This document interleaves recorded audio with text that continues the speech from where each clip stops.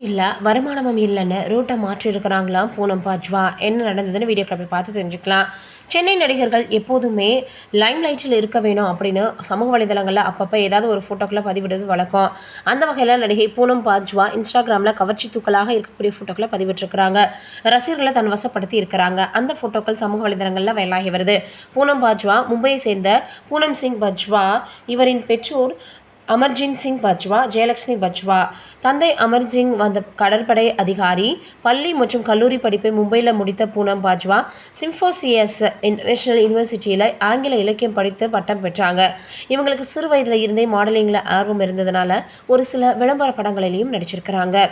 அடுத்த படத்தில் அவங்க நடிக்கணும் அப்படின்னு தான் இருந்தாங்க. தொடர்ந்து சில படத்தில் இவங்களுக்கு நிறைய வாய்ப்பு கிடைச்சது. இதை அடுத்து தமிழில் சேவல் என்ற படத்தில் பரத்திற்கு ஜோடியாக நடித்தாங்க. முதல் படத்திலேயே அப்பாவி பெண்ணாக நடித்து ஸ்கோர் செய்தாங்க. அதற்கப்புறமாக இவங்க பார்த்தோன்னா நிறைய திரைப்படங்கள் நடிக்க ஆரம்பித்தாங்க.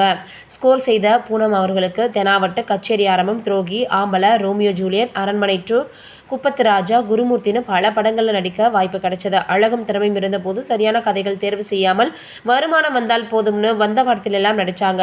சுந்தர் சியின் முத்துன கத்திரிக்காய் படத்திற்கு பிறகு அனைத்து படத்திலையும் இவங்க கவர்ச்சியாகவே நடிக்க ஆரம்பித்தாங்க.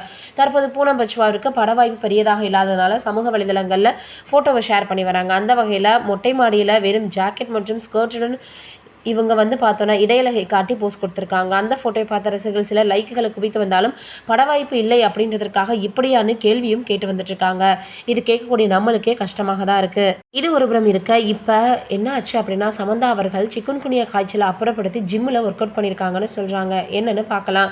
விளம்பர படங்கள், வெப்தொடர்களில் கவனம் செலுத்தி வரக்கூடிய பிரபல நடிகை சமீபத்தில் சிக்குன்குனியா காய்ச்சலின் பாதிப்புக்கு உட்பட்டிருக்காங்க. பின்னாடி குணமாகி அவங்க மீண்டும் ஜிம்முக்கு ஒர்க் அவுட் செய்ய தொடங்கியிருக்கிறாங்களாம்.